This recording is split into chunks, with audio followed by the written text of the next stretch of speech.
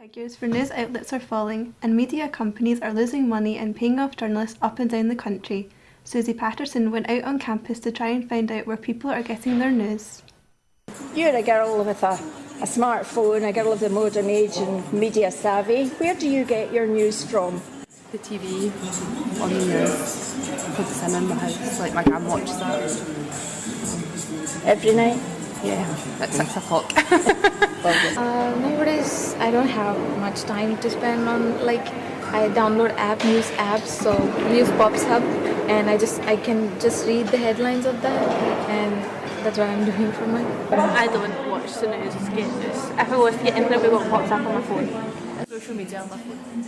Which platforms do you prefer? Twitter, Facebook, kind of stuff like that. Really. I get it mainly online and through the radio. Do you ever buy a newspaper? Very rarely, very rarely. It sounds as though the majority of people are getting their news from the internet, is that true? Yes, most people I spoke to today answered that they got their news online. Only 2 out of 20 actually said that they didn't use internet platforms such as Instagram, Twitter or Facebook.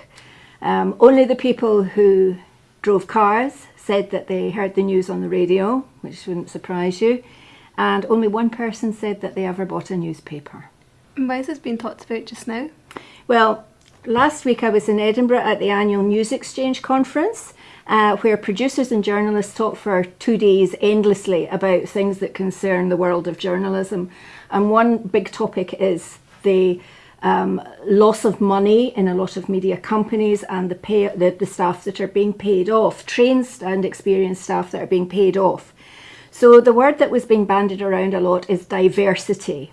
And the idea, I think, is that everyone's beginning to realise that to bring some of the audiences that they've lost back, they have to re-engage them in a different way. So what are the issues? Basically, time and access, easy access to internet journalism is the big convenience that everybody relies on so heavily. Interestingly, we spoke to one Indian student today who said that in India newspapers are still huge and that her dad, for example, still bought 2 papers a day, but the key thing was he spent about half the day reading them. So it's a different tradition there. Mm-hmm. Is it habit that defines how people get their news? It is in part. I think ease of access and the fact that it's free when it comes to the internet, I think that's a contributing factor. Nowadays nobody really expects to pay for their news, and unfortunately good reliable journalism is expensive to produce. So what can get people back into watching TV news? Well, I don't know that the huge audiences of before will ever be regained, to be honest. People have just really found an alternative method of getting their news. But to create trust through having sources that are known to be reliable and fact-checking is done, and so it can eliminate all the falsification of some of the press that has got some journalism a bit of a bad name would be important. But I think also the formats, the old traditional formats, particularly for presenting political news, have to be looked at again and changed.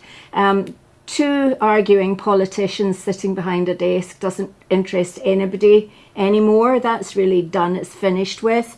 Younger people need to be involved in content and in presentation, and diversity and cultural ethnicity need to be better represented as well, so that what's relevant to all communities across the nation is represented there, it's out there.